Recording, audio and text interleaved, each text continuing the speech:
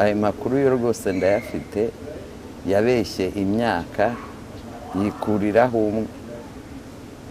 uroye igihe yavukiye cy'ukuri. N'abari abana ntibagaragara nk'abatereranywe, n'umukobwa ubwe ntagaragara nk'udafashwa, ntabwo ashonje, ntasa nabi, ibyo nta bana bo kujya mu itangazamakuru, kandi maze kubibona inshuro nyinshi. Niyo mpamvu rwose nasabaga abantu kubihagarika.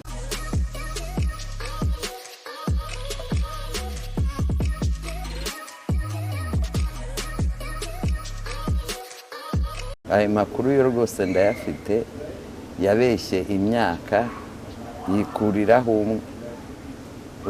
uroye igihe yavukiye cy'ukuri. N'abari abana ntibagaragara nk'abatereranywe, n'umukobwa ubwe ntagaragara nk'udafashwa, ntabwo ashonje, ntasa nabi, ibyo nta bana bo kujya mu itangazamakuru, kandi maze kubibona inshuro nyinshi.